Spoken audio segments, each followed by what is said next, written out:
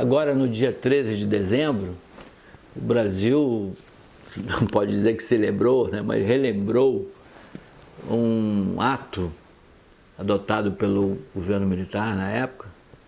O presidente era o general Marechal Costa e Silva, Arthur da Costa e Silva. Foi o ato institucional número 5. Em 1968 eu era um garoto, mas já participava das passeatas estudantis, já era secretário-geral do Grêmio do meu colégio, Pedro II.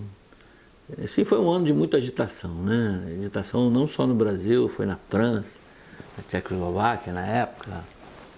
Em vários outros países houve uma revolução jovem, né? No caso do Brasil, o protesto era contra a ditadura militar, mas lá fora havia uma certa rebelião também contra o conservadorismo, uma rebelião de costumes, né? Eros e Civilização era o nome do livro do Herbert Marcuse, que marcou aquela época.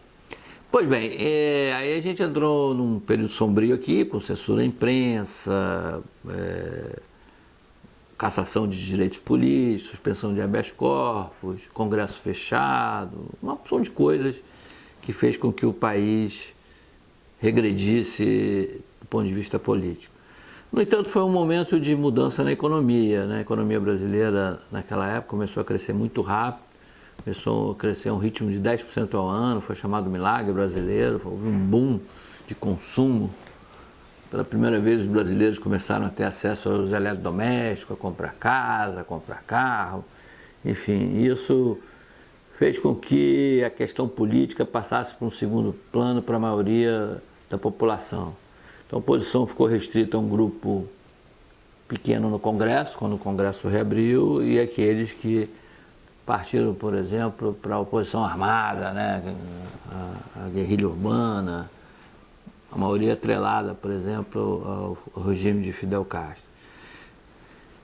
É uma história triste, né? Não uma coisa para relembrar num sábado, mas tem um lado bom. Quer dizer, desde então a Guerra Fria desapareceu, o mundo não é mais polarizado entre o cortina de ferro e a não cortina de ferro, entre os Estados Unidos e a Rússia e a China. Quer dizer, hoje, na verdade, há mais uma disputa econômica do que política, não há uma disputa de sistemas.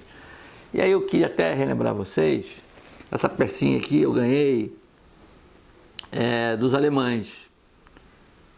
No dia 9 de novembro de 1989, o Muro de Berlim caiu, né? O muro que dividia uma cidade, cercada por uma cidade. Era um núcleo ocidental, Berlim Ocidental, ligada ao Ocidente, e em volta um regime comunista da Alemanha Oriental.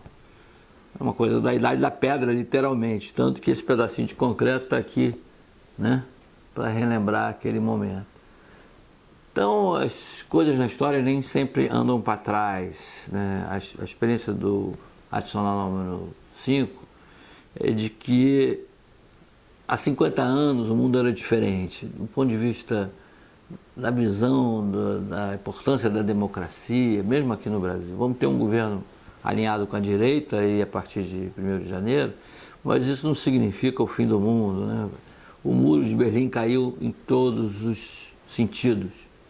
A gente tem que saber conviver com os direitos das minorias, aceitar também o que a maioria deseja, encontrar uma forma de viver civilizadamente, né? Não voltar à barbárie do Muro de Berlim ou do Ato Institucional número 5.